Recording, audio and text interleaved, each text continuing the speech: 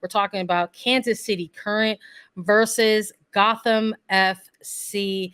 The Current taking all 3 points in this one, a 2-0 win over Gotham and a brace for Debinha. Talk about teams maybe closing out this first quarter of the season in a good place. Started out in a not so good place, and now Debinha is back, looking good, looking in form, scoring goals for this team, and helping the Current pick up all 3 points. What did you think of this game, Lisa? I loved this game. I mean, right before we jumped on, we talked about how this game was probably the most like normal. Normal of the weekend. Least chaotic. Okay, that's the term we use. Least chaotic of the weekend. In terms of our pick, you had a draw. I had Kansas City winning this one, which is one of the few picks that I actually got right. The one draw I made was not a draw. Can look at basically bust for you and I. But this game was had a little bit of everything, right? I think that. Especially like starting lineups when they dropped. I was surprised not to see Kelly O'Hara. I was surprised not to see Neitschwanger for Gotham getting the start. I was really surprised not to see AD Franch again, not in the lineup, not available for Caroline Squablum and this Kansas City side, and not even available off the bench, but like not going to get minutes. Cassie Miller getting her 3rd straight start, I believe, Challenge Cup regular season, and then another regular season. And playing a good game is Cassie Miller, but just when you look at Franch and Miller, there's a bit of disparity there. We'll talk about it a little bit, but that was kind of my initial thought process. Of course, fantastic to see Debinha back in the mix of things for Kansas City and pretty consistently as well. Soto getting the start in the back line for Kansas City. There's a lot of positive pieces coming out from, I think, the start of this game. However, as it went underway and things started moving and grooving, Kansas City putting a lot of pressure on. They had a game plan in this match. They're coming off their first win at home last week. They were back at home, Children's Mercy Park. I think that gave them the momentum. That's why I picked Kansas City, because I also, if you remember, I also had this game pegged as a draw. And I was like, I'm not going to go draw. I'm going to give all vibes to Kansas City. And they ran with those vibes for this game because they found those seams. I mean, Gotham's back line was like Swiss cheese at times during this game. And 2 claps for Abby Smith, because that goalkeeper in the first 30 minutes for Gotham had incredible save after save after save, putting her body on the line. I mean, Kansas City was offside for a lot of them. However, Abby Smith coming up with massive, massive saves. And then when Kansas City ends up scoring their first goal, it's not until right before the 60th minute mark. Debinha gets her opening goal in the 57th minute. And it was a mistake and a breakdown, right, in the back line. So it was really like a tale of two halves in the way this game opened up, and Kansas City continued to just put pressure on, find those seams. Debinha is just so dangerous, so dangerous when she can get those slip passes through. It's really impressive to watch Debinha find her form in this game. Yeah, it just sort of feels like this is the player. This is the one. This is the athlete that we were talking about constantly during the free agency period, that we were pegging as the top free agent target for teams to go ahead and try to make their pitch to.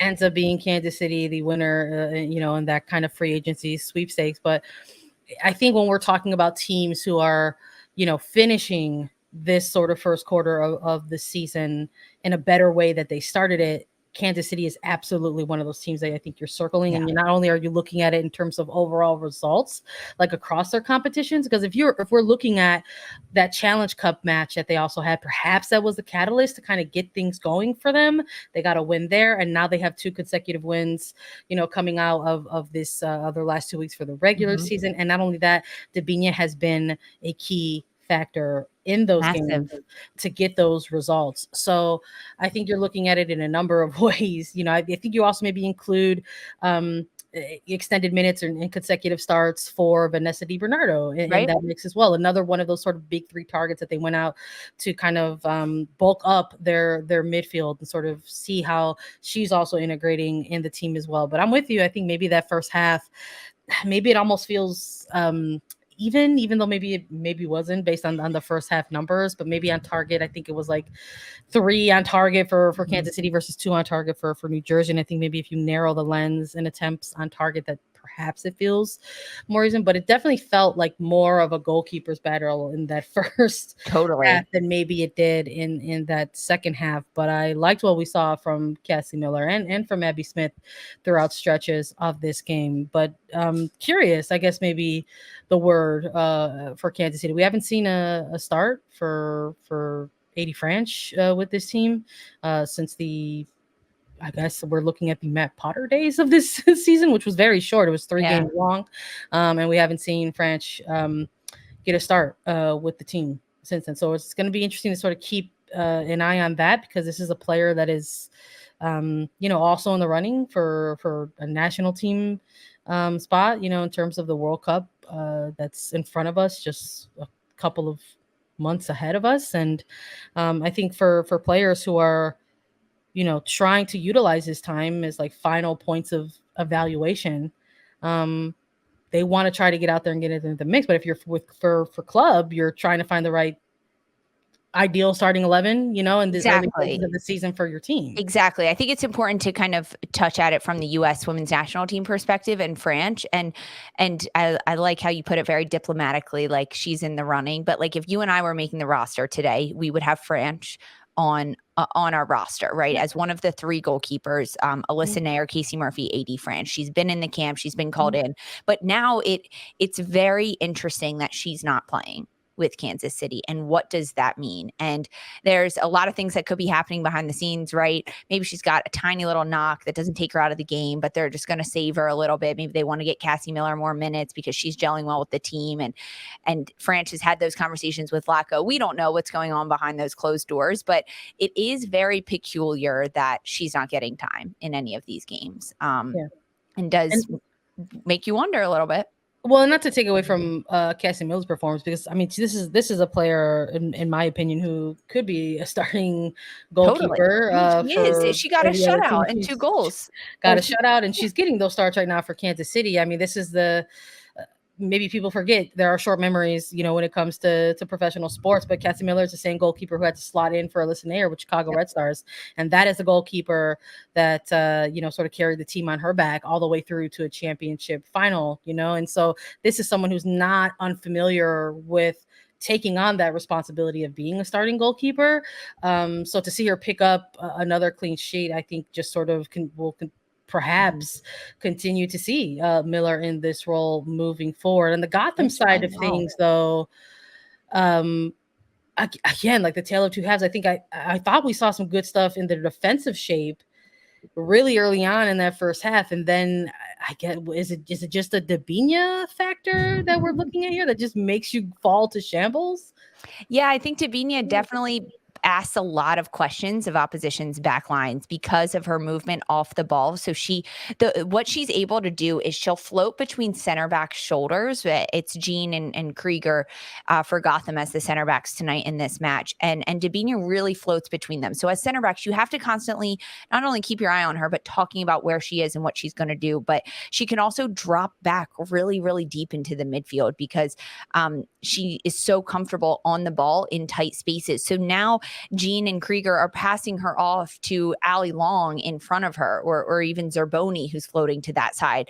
And the issue with Debinha is she's so quick and deceptive that before you know it, she's on the back shoulder of Long, and then she's splitting Edmonds and Jean in the outside back, center back slotted role. And it's just incredibly hard to keep track of her, where she is and what she's doing. And that's what makes her so good. And that's why Debinha is able to find herself on the ball in these incredible positions. Watching this game tonight, I'm also on my laptop and taking notes and writing our rundown for this. And I look up at one point and I'm like, she has to be offside. She's got like no one around her. No, she's just that good off ball movement. And her teammates, that's the thing about week 5 action. Her teammates have now realized where Debinha Debinha is going to make those runs. And on the first goal, Lola Bonta understands, hey, if I play this ball weighted perfectly through the seams, Debinha is going to get on the end of it. And so that's why the magic is also happening. It's mostly from Debinha, but it's also her teammates understanding her movement and where it's going to happen. And Gotham is just not staying organized in that back line. There was a couple of times that they thought players were offside. They stopped running and they stopped defending. They just put their hands up. Brunina did that a number of times. And you can't do that. You got to stay with the ball. You got to stay with their players. I'm asking you to get back into your defensive days with Marquette here. I keep asking you about the defense, but look, Debinha gets these goals, right? She gets the first one in the 57th minute. She gets the next one just 4 minutes later in the 61st minute, and just 3 minutes later, we've got a triple sub by Juan Carlos Omeros for Gotham FC. A little bit of a message, or just trying new things out? I mean, because we see, Neischwanger come in, we see Anamanu come in, we see Kelly O'Hara come in for Brunina, player that you just mentioned. I mean, maybe trying to get new looks, trying to see new things. I mean, Kelly O'Hara, is this someone who's coming off the bench to build minutes? Yeah, I think it's a minutes thing for O'Hara coming back after injury and just trying to build minutes. So I maybe she wasn't supposed to come in at that point. But because of the back-to-back goals, they were like, okay, well, we'll throw you in at this point. What minute was that? It was like the 64th minute was all those sub team. Yep. So maybe for some of those players, O'Hara, you're really only going to give her 15 minutes. But then at this point, it's like, all right, we just got to get you in there. We can't, we got to stop the bleeding. I mean, the second goal for it was a Gotham breakdown, 100%. Yeah. I mean, I don't like calling out defenders and goalkeepers, but Abby Smith had such a fantastic first half, especially opening 30 minutes, making incredible saves. And then she makes such a silly mistake as Kansas City plays a through ball on the far right flank, and Smith comes out of goal all the way to the sideline, and she doesn't get the ball. And Cooper beats her. And so Cooper just sends it centrally because your goalkeeper is on your sideline at this point, and you've got runners into the box. It was, and Debinha, it's essentially an easy tap in for her without a goalkeeper there. So that was a total defensive breakdown on Gotham's end, and Kansas City capitalizing. I think lots of good film here. I think if you're Gotham, that you want to probably get right into as soon as possible to try to make those adjustments as you go prepare for week 6. All the points for Kansas City Current. Gotham taking the L in this one. Mm-hmm. Let's talk about maybe some other unfortunate scenarios here, because we have to take a little bit of time at least to try to talk about what we saw in Houston Dash versus North Carolina Courage. In case you missed it, breaking news, the weather report. We're a weather show sometimes here. We're an injury report show sometimes. We're a weather show sometimes. We take all different kinds of themes. We love a theme here. But for Houston Dash and North Carolina Courage, this game was ultimately abandoned due to severe weather. God, I hate that that's the term that is used, abandoned. But that's exactly what it is. That's it's exactly like such a harsh word. It's like, but maybe it's appropriate. It feels right to use in a sense. I guess also if you're on the Houston Dash side of things, you're like, this was absolutely abandoned. I never got my chance. I mean, this one ends ultimately after 53 minutes or so, a 1-0 scoreline in favor of North Carolina Courage. It does count as a win for them. They receive all 3 points, a goal for Tyler Lussi. Big for her. I mean, this was a player that they went out and acquired in the offseason, and finally opening up the goal scoring account with them in the regular season. But hard to, I think if you're the Dash, it's tough not to feel hard done by, something that you can't control, which is ultimately literally the weather. Oh, yeah, you're pissed off. You're totally pissed off if you're Houston. Yeah. This game happening in Houston, and there was a giant lightning storm coming through. So at the time, honestly, of the initial weather delay, if you looked at the radar, because we are a weather channel here, I pulled up the radar and I was like, what's actually happening in Houston? Because I am in Philadelphia, I'm not there. And it was just giant lightning storm coming through. Yeah. So it's pretty devastating that's how it happened. I mean, they played as much as they could, and how the rules shake out is if you play 45 minutes, if you play one full half, it can be considered a full game. So if this game ended before the first half whistle had blown, it would have ultimately been a forfeit. I believe that's how it goes, or would have had to be rescheduled or something like that. But because they had started the second half, played into the second half with the minutes that they ultimately played, 52 minutes. And the goal from Tyler Lussi being the only one on the scoreboard, that's how it ends. And for Houston, at 52 minutes, there's still a lot of soccer left to play, But this was also the second goal for North Carolina. The first one that they scored earlier in the game ended up being called back. Oh, hated that. Hated that as well. Hated that as well. So you think like, oh, Houston catches a little bit of a break here. It's now back to 0-0. But then as soon as Tyler Lussi gets this goal in the 33rd minute, assisted by Emily Fox, that's the combo and the duo you like to see, the Fox to Lussi, those offseason trades paying off for Sean Nahas and North Carolina, because this was a big win for North Carolina. They needed this win, but it is such a heartbreaker for Houston because now Houston has lost their undefeated streak. This is how they lose it. In only 52 minutes when you're supposed to play 90. That's why the games are so long. Well, look. Sad.